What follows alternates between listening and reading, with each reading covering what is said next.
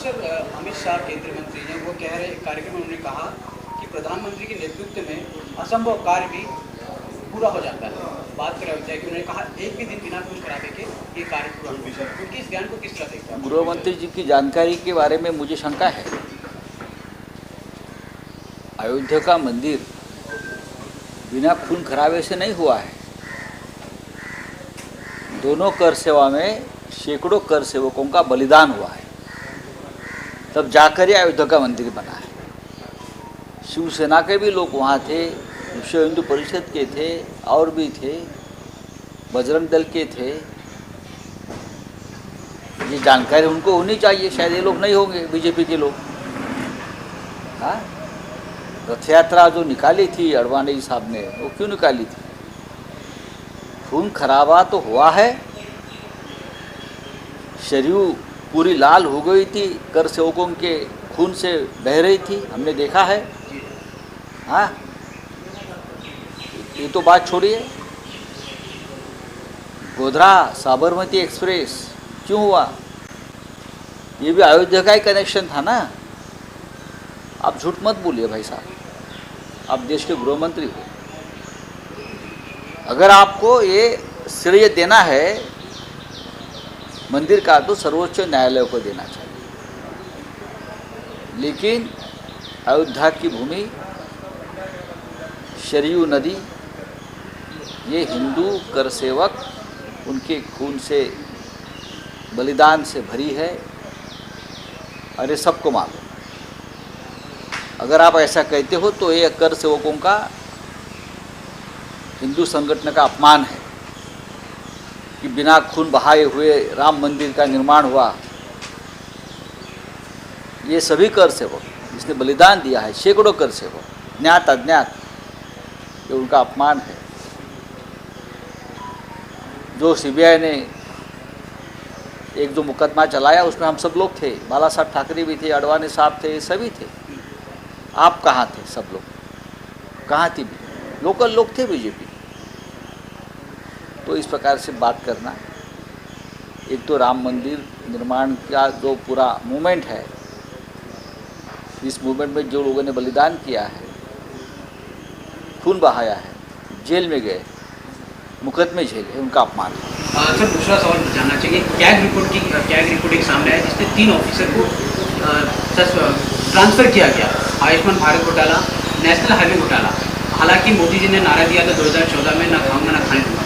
जब CAG report आया, उनके 3 ऑफिसर को बड़े मोदी जी के नारे के बारे में छोड़ दीजिए, वो नारेबाजी 10 साल से चलती आई है। कुछ लोग खा रहे हैं, कुछ लोग ढकार देकर भी उनका पेट नहीं भर रहा है, और बहुत से आबादी गरीब और दुर्बल अवस्था में है। राहुल गांधी जी ने कहा है ना, 2 लोग बेच रहे हैं, 2 लोग खरीद रहे हैं, यही देश की स्थिति है। तो ये जो अब सामने आते हैं घोटाले, अब धीरे धीरे 2024 तक पूरा समुद्र ऊपर आ जाएगा घोटाले का। बोलिए, आप बोला काय? सुरक्षा काढण्यात आली होती। हां, मग कुठेतरी अरे काय रे, सोड रे, याआधी देखील हा विषय काढण्यात आला अरे होता। किरकोळ छोटे लोक आहेत ते। सर, दुसरी गोष्ट म्हणजे पेट्रोलचं जे कारशेड काढण्यात केलं होतं, त्यावेळी अनेक लिटिगेशन्स इश्यू आले। आज मराठीने 506 कोटीच्या बिलियन त्याच ठिकाणी कॅश टाकण्यात झालेलं पेट्रोल 6चं कारशेड 1500 काय वाटतं म्हणजे उद्धव ठाकरे यांची भूमिका योग्य होती।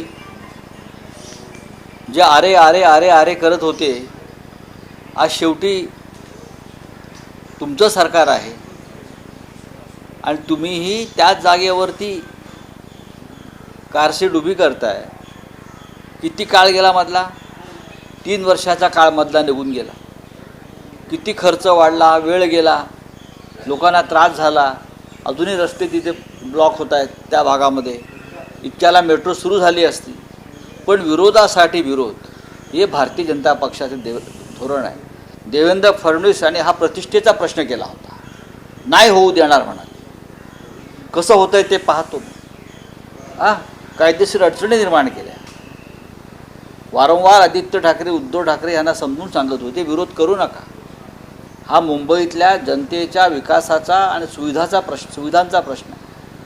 शेकडो वारेतली जंगलं झाडं तोडून आपण पर्यावरणाचा नाश केला, लोकांवर खटले दाखल केलेत विरोध करणार, आणि शेवटी परत आलाच कुठे ते तिथेच.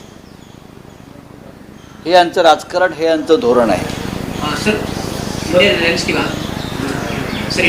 बात करते हैं. 5 राज्यों के चुनाव की घोषणा हुई, सीट सेरेमनी की क्या फॉर्मूला सर? हालांकि बात ऐसे है, विधानसभा का चुनाव है.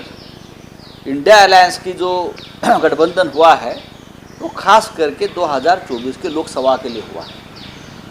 बहुत से राज्यों में विधानसभा लोकल लेवल पर लड़ी जाती है, तो वहाँ की लोकल जो स्थिति है उसका ऊपर सीट शेयरिंग हो जाएगा. लोकसभा सीट सेरेमनी लगी थी, हालांकि कुछ दिनों बाद ही सर, हालांकि इसको हम इंडिया अलायंस में चर्चा होती है लोकसभा चुनाव की, और उसके ऊपर हम सीमित रखेंगे. अब राजस्थान में, मध्य प्रदेश में, तेलंगाना में, हाँ, या छत्तीसगढ़ में, यहाँ तो कांग्रेस है. बड़ी बात, बड़ी पार्टी कांग्रेस है, तो कांग्रेस तय करेगी किसको साथ लेना है, किसको साथ नहीं लेना है. सर अलायंस, हालांकि आप लोगों ने लोकसभा चुनाव के किया, कितने अनुमान बता सकते हैं कितनी सीटें? हालांकि बीजेपी दावा करती 300, आप लोग कितना दावा करते हैं? क्या लोकसभा में बीजेपी सरकार नहीं बनेगी 2024 में? दावा की क्या बात है? दावा छोड़ दीजिए. मोदी जी प्रधानमंत्री नहीं रहेगी, मैं इतना दावे के साथ कह सकता हूँ. 2024 में बीजेपी की सरकार केंद्र में नहीं रहेगी. सर अमित शहांच्या त्यांनी ज्या प्रकारे वक्तव्य केले की पंतप्रधान नरेंद्र मोदी यांच्या उपस्थितीमध्ये अनेक प्रश्न हे विदाऊट रक्तपात केलेले आहेत, त्यावर मणिपूरला काय चाललंय?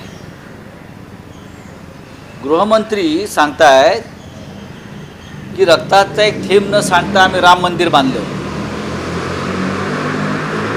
प्रधानमंत्र्यांच्या या काळामध्ये रक्तपात न होता आम्ही प्रश्न सोडवत आहोत.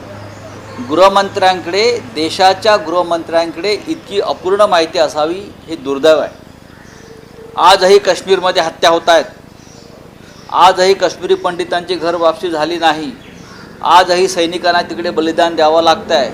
ते काय रक्त नसून का पाणी आहे का झेलमचं? मणिपूरमध्ये आजही रक्तपात सुरू आहे, गृहमंत्री रोखू शकलेले नाहीत. हा काय प्रकार आहे? आता प्रश्न राहिला अयोध्येचा, राम मंदिराचा. की अयोध्येच्या संदर्भात त्यांचं असं वक्तव्य आहे की रक्ताचा एक थेंब न सांडता आम्ही राम मंदिर उभं करत आहोत असं सांगणं, हा 2 करसेवांमध्ये शेकडो करसेवकांनी जे बलिदान दिलं, रक्त सांडलं, मृत्यूला कवटाळलं, हा त्यांचा अपमान आहे. शेकडो करसेवकांनी राम मंदिरासाठी बलिदान दिलेलं आहे. आम्ही डोळ्याने पाहिलेलं आहे. तुरुंगात गेले, गोळ्या झाल्या, शरयू नदी रक्तानं करसेवकांच्या लाल झाली होती, तिथे पाणी नव्हतं तर रक्त वाहत होतं, आम्ही डोळ्याने पाहिलेलं आहे. आम्ही तिथे उपस्थित होतो सगळे. आणि तुम्ही म्हणता रक्ताचे एक थेंब ना सांगता राम मंदिर मिळालं. तुम्ही नसाल त्या लढाईमध्ये, कदाचित तुम्ही नसाल, आजचे राज्यकर्ते नसतील, पण त्या शिवसेना, बजरंग दल, विश्व हिंदू परिषद असे प्रमुख हिंदुत्ववादी लोक होते, आणि अनेक कोणत्याही राजकारणाशी संबंधित नसलेले कार्यकर्ते तिकडे मोठ्या संख्येने आले होते. गोधराकांड काय होतं? गोधराकांडाचा संबंध सुद्धा अयोध्येशी जोडला जातोय ना, मग ते बलिदान नाही का? साबरमती एक्सप्रेस हे जे कांड झालं हे सुद्धा अयोध्येशी संदर्भातच कांड होतं. तेही तुम्ही विसरलात सत्तेवर आल्यावर. अमित शहा यांनी ज्या प्रकारचं विधान केलेलं आहे हे शेकडो हजारो करसेवकांच्या बलिदानाचा अपमान करणारं हे विधान आहे. शिवसैनिकांचे मृत्यू झाले तिथे, उंटावर चढलेले कोठारे बंधू शिवसैनिक होते, हे का लपून राहिलं? असंख्य लोक तुरुंगात गेले, अनेकांना खटल्यांना सामोरं जावं लागलं, हे काय बलिदान नाही? आणि तुम्ही आत्ता सांगताय की त्याचं श्रेय तुम्ही नरेंद्र मोदींना देता. आज हे मंदिर उभं होतं त्याचं श्रेय करसेवकांबरोबर त्यांच्या बलिदानाबरोबरच सर्वोच्च न्यायालयाला द्यायला पाहिजे. बस, बाकी कोणाचं श्रेय नाही. चलिए, थँक्यू. राजीनामा देण्याचं मागचं कारण म्हणजे सुप्रिया सुळेंना अध्यक्ष म्हणून भाजप सोबत जायचं होतं असं छगन भुजबळ यांनी घोकस्फोट केला. काय वाटतं ते जाताना देखील बोलले की जाऊन बघून येतो आणि सत्तेत सामील झाले. काय तुम्ही ह्यांच्यावरती विश्वास ठेवता? ईडी आणि CBIला घाबरून पळून गेलेले लोक आहेत बरं का. तुम्ही ह्यांच्यावरती कशाला विश्वास ठेवताय? शरद पवार असतील, उद्धव ठाकरे असतील, यांच्या पाठीत ज्याने खंजीर को बसला आणि पळून गेले भाजपच्या तंबूत आणि गोटात, हे सगळे डरपोक नंबर 1. भविष्यात कोणीतरी सिनेमा काढला पाहिजे, डरपोक नंबर 1. या डरपोक नंबर 1 मध्ये सगळे व्हिलन आहेत या चित्रपटाच्या पडद्यावर. काही नाही, यांचं ऐकू नका तुम्ही. हे महाराष्ट्राला गुमराह करण्याचा प्रयत्न करतात. मला माहिती आहे, मला पडद्यामागच्या सगळ्या घडामोडी माहिती आहेत. काय झालं, काय घडलं, काय घडणार आहे आणि उद्या काय घडणार आहे. चला. सर, इसी पे हिंदी में सवाल जानना चाहिए। छगन भुजबल एक बयान अरे छगन भुजबल के ऊपर क्यों विश्वास रखते हो आप? जो आदमी पहले बाला साहब ठाकरे के साथ बेईमानी करके चले गए, बाद में उनके मेंटोर शरद पवार साहब को गाली देकर भाग गए, ये डरपोक लोग हैं. ये ईडी सीबीआई के डर से भाग गए और कुछ नहीं है. वो बोलेंगे और आप सुनेंगे. जनता विश्वास नहीं रखते उनके ऊपर. सब कुछ जो दिया है ये लोगों को, ये बाला साहब ठाकरे और शरद पवार साहब ने दिया है. सब कुछ. आप उनसे ईमान नहीं रख पाते तो आपके शब्दों पर कौन विश्वास रखेगा?